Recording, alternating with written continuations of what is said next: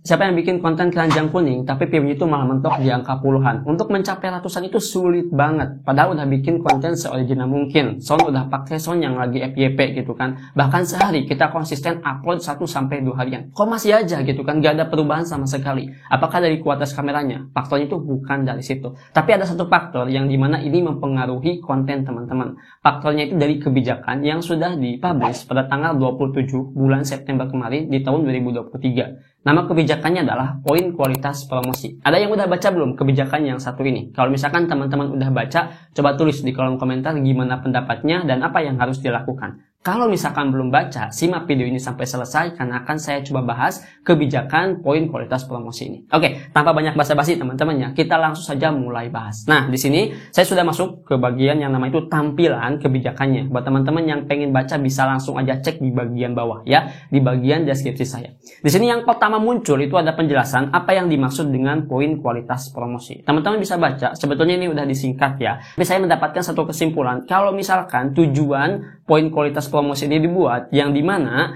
kami mendorong kreator untuk memberikan pengalaman berbelanja yang positif bagi penonton mereka dengan mempromosikan toko dan produk yang andal. Yang andal itu bisa dibilang kalau misalkan produknya itu harus sesuai teman-teman ya. Nah, contohnya kalau misalkan kita lihat dari video Cina itu kameranya jelas, bentuk barangnya juga jelas, yang ditautkan juga jelas, tapi pas dilihat dari ulasannya itu jelek banget. Nah, makanya di sini si platformnya itu nggak mau banget kalau misalkan pembelinya itu kecewa kalau misalkan dia beli barang dari video yang sudah dia tonton. Nah, kebijakan ini muncul teman-teman ya untuk memfilter konten-konten yang sekiranya ini dengan kualitas value-nya itu rendah ya, kualitas produknya juga rendah. Jadi nggak direkomendasikan nih produk-produk yang jelek ya di video tersebut. Mungkin bisa aja nih view-nya itu mentok dari sana juga ya faktornya. Oke, itu untuk poin yang pertama. Nah, untuk poin kualitas promosi ini itu dihitung dari poin teman-teman ya. Kan udah jelas ya poin kualitas promosi. Untuk perhitungannya di sini ada 4 tahapan.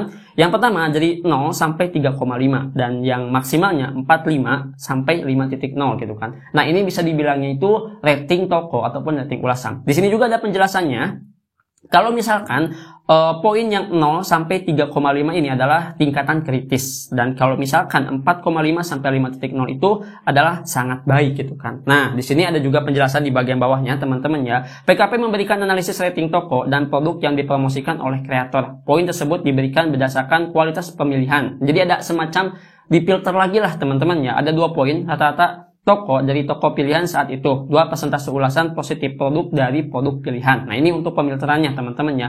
Saat Anda memilih dari marketplace produk, kreator pilih penjual yang memiliki rating toko di atas 4,5 dan produk yang memiliki ulasan positif produk di atas 9,5%. Nah, jadi di sini si kebijakan ini tuh pengen banget mempromosikan produk yang kualitas produknya itu memiliki rating ulasan 4,5 ya. Bisa teman-teman lihat ya di bagian sini. Oke, yang kedua di sini, apa manfaat poin kualitas promosi ini? Ya pastinya kita pengen dapat traffic tambahan teman-teman ya, sekaligus kita ini nggak mau terkendala dengan yang namanya masalah. Udah bikin konten seoriginal mungkin kok masih aja kena masalah gitu kan. Dan masalah itu nggak bisa dilihat dari mana gitu kan. Kadang-kadang kita bingung nih apa yang harus kita lakukan. Nah, mungkin dengan adanya kebijakan ini itu masalah tersebut itu bisa terhindari dan konten kita itu bisa dipromosikan ke audiens dengan target yang benar-benar tepat teman-teman ya, dan semoga aja bisa menjangkau lebih luas lagi seperti itu ya. Nah, terus di sini ada 2 poin sebetulnya ya untuk manfaatnya menurut dari kebijakan ini. Yang pertama, indikasi kinerja secara keseluruhan. PKP 4,5 ke atas menunjukkan kreator memilih toko dan produk yang berkinerja baik untuk dipromosikan. Dengan memilih toko dan produk yang berkinerja baik, kreator dapat membangun kepercayaan kepada pelanggan dan membantu mereka memiliki pengalaman berbelanja yang lebih baik. Sudah saya jelaskan tadi di awal, kalau misalkan platform ini dibuat,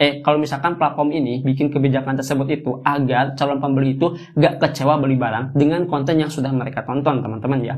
Terus yang keduanya, kreator juga dapat melihat peringkat pilihan promosi mereka secara keseluruhan. Nah, itu ya teman-teman, dan selebihnya kalian bisa baca sendiri, oke? Nah, terus di sini buat teman-teman yang penasaran di mana nih cara lihatnya gitu kan, cara lihat kinerja produk yang sudah kita promosikan. Untuk step by stepnya di sini ada ada cara-caranya. Yang pertama, teman-teman bisa langsung masuk ke bagian pusat afiliasi. Nah, ini ada step by stepnya. Kalian bisa langsung aja buka gitu kan datanya. Nah, nanti di bagian bawah itu ada muncul tuh teman-teman ya, produk gitu kan. Ada penilaian dari produk tersebut. Kalau misalkan 4.5 berarti bagus teman-teman ya. Kalau misalkan jelek ya kita harus optimasikan lagi. Di sini teman-teman itu bisa langsung lihat nih selengkapnya dari produk tersebut. Nah, kalau misalkan kita lihat di sini itu ada semacam penjelasan datanya. 4.8 itu apa aja nih gitu kan. Kepuasan produk 4.9 ini kritis gitu kan. Nah, kita bisa tahu tuh ya untuk poin-poinnya. Jadi seperti itu ya teman-teman cara melihat dan bagaimana caranya kita menganalisis produk tersebut. Nah, untuk cara mencari produknya agar teman-teman bisa mendapatkan produk dengan ulasan yang baik, itu caranya di sini kalian bisa langsung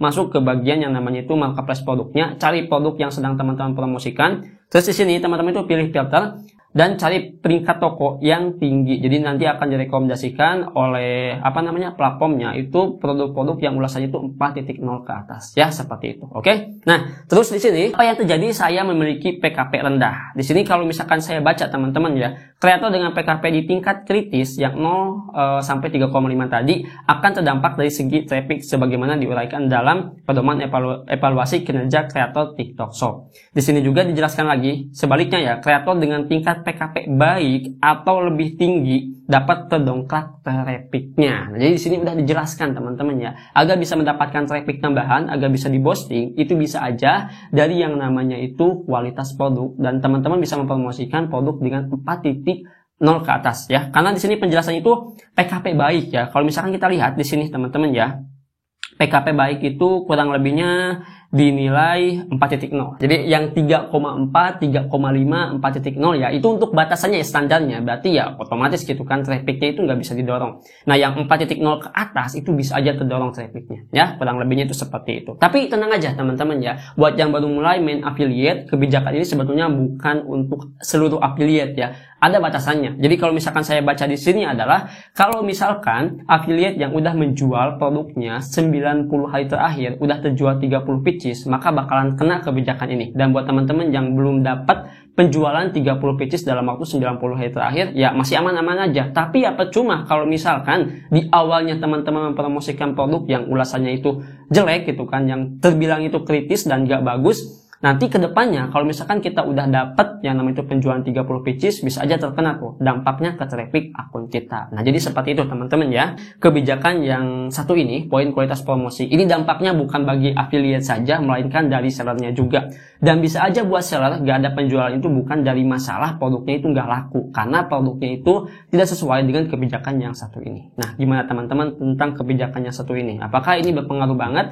Ataupun teman-teman itu punya cara sendiri untuk mengatasinya? Kalau misalkan punya, coba tulis di kolom komentar, nanti kita sharing. Itu saja mungkin teman-teman ya di video kali ini. Semoga video ini bisa membantu teman-teman dalam bikin konten, dan semoga teman-teman bisa mempromosikan produk yang sesuai. Oke, itu saja mungkin. Sampai jumpa di video selanjutnya. Dengan saya Adang. Wassalamualaikum warahmatullahi wabarakatuh.